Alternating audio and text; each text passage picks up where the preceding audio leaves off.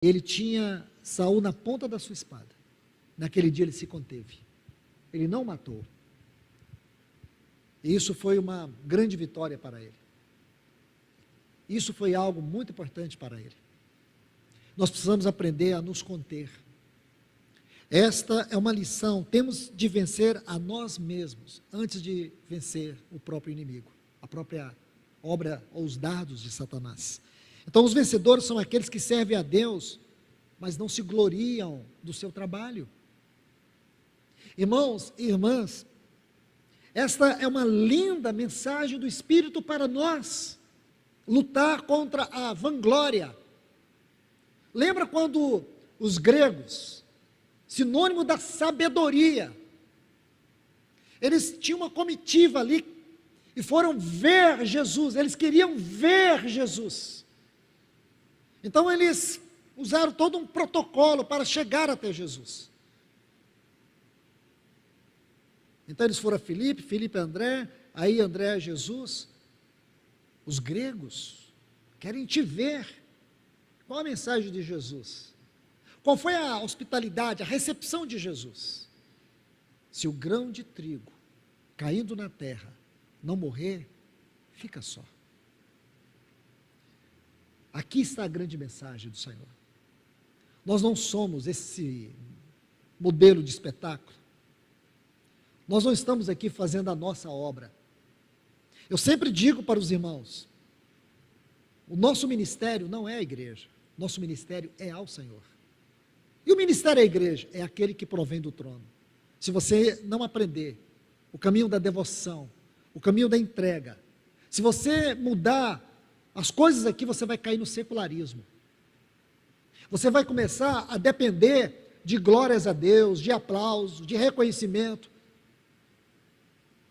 Tome um homem como Jeremias, que pregou 40 anos, debaixo de reprovação, debaixo de opróbrio. Pegue um homem desse. Olhe para Paulo. Olhe para a vida de Paulo. 1/3 do seu ministério foi em prisões, sofrimentos. Ele mesmo chega a dizer, nós os apóstolos, parece que Deus colocou em último lugar.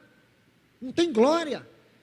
É muito perigoso isso. Esta é uma grande lição. Se nós queremos ouvir o chamado do Senhor nesta última hora, esse chamado é para os vencedores. E se você quer viver dentro desta esfera dos vencedores, aqueles que vão vencer, que vão ser fiéis até a morte, nós ainda vamos estudar essas 7 declarações dos vencedores em Apocalipse. Mas antes disso, lembre-se, ser fiel até a morte.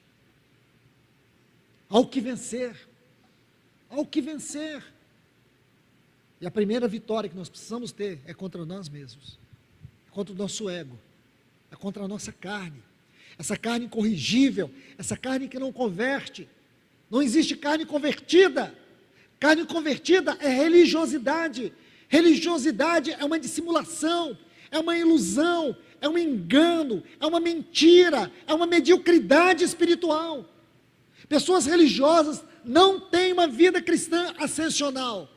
Pessoas religiosas não chegam à maturidade espiritual. Pessoas religiosas não desfrutam da plenitude espiritual. Pessoas religiosas são medíocres. Pessoas religiosas, elas são um atraso na obra de Deus. Então aqui está uma grande lição.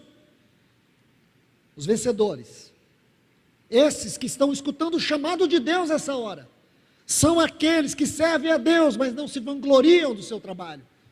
Dedique sua vida ao Senhor.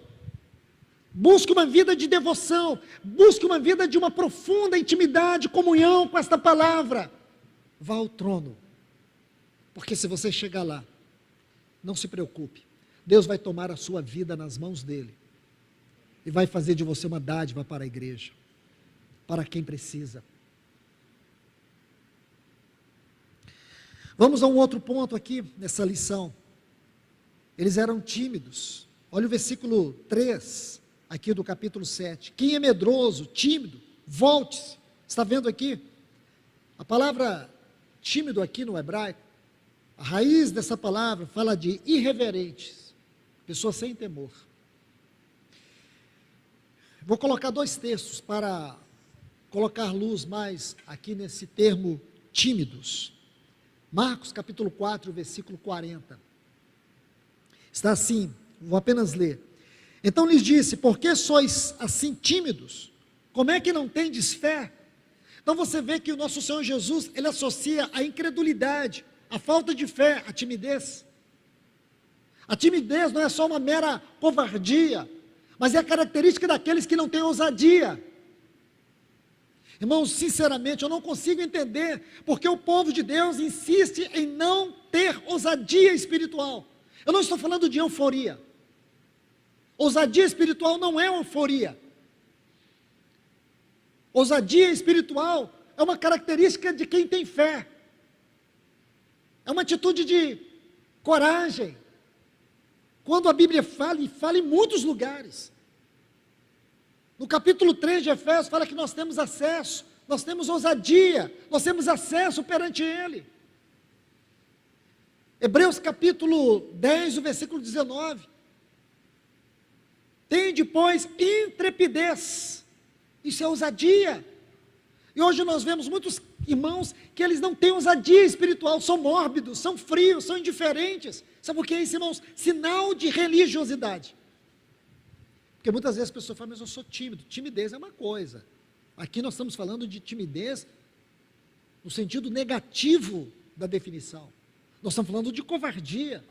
Não estou falando de uma pessoa introvertida, às vezes uma pessoa melancólica, no seu temperamento introvertido, uma pessoa mais calada. Ninguém está falando disso. Nós estamos falando aqui da falta de ousadia, a falta de liberdade, de alegria, a falta de um senso da presença de Deus. Por isso que o termo aqui no hebraico fala de irreverência. O irreverente, ele tem por característica um desprezo à presença de Deus. Um desprezo à presença de Deus. E aqui, falta de temor, uma pessoa sem temor. É esse tipo de tímido que a Bíblia está falando. Em Apocalipse, capítulo 21, o versículo 8 diz assim: quanto, porém, aos covardes, aos incrédulos, você vê aqui, a palavra covardes aqui é tímidos, e já associa a incredulidade. É um sintoma, a incredulidade é um sintoma desse tipo de timidez, incredulidade. A mesma coisa que o Senhor disse: porque sois assim, tão tímidos? Como é que não tendes fé? Compreende? A incredulidade, a falta de fé, com a timidez. Então Deus está dizendo aqui: você não crê? Então não me segue. Porque a vitória é para os que creem. Quando Jesus foi ressuscitar a filha de Lázaro, você se lembra? A situação era difícil. Ele chega e diz assim: Senhor, minha filha tem 12 anos. Ela está morrendo. O estado dela é grave. Jesus parece não demonstrar nenhuma pressa. Não é, irmãos? Como nós pensamos, não é como nós queremos. Às vezes ele anda devagar. Às vezes parece trabalhar até devagar. Mas lembre-se, Deus tem pressa. E Ele não está dentro do nosso tempo. Não coloque Deus dentro do seu tempo.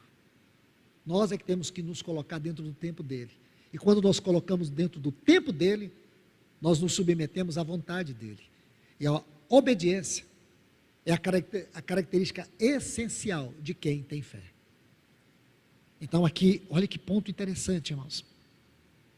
O Senhor vai dizer assim para o Jairo, quando aquela mulher vem e toca nele, aquela mulher que tinha um fluxo de sangue há 12 anos, quando a filha do Jairo nasceu, a mulher adoeceu, e a história das duas vão se encontrar em Jesus.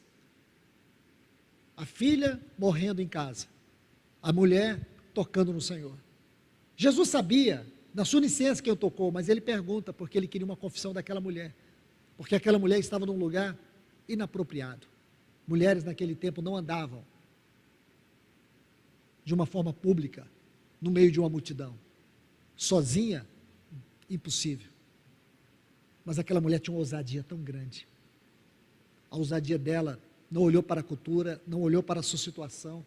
Aquela mulher esquelética entrou no meio daquela multidão com o único propósito: tocar em Jesus. E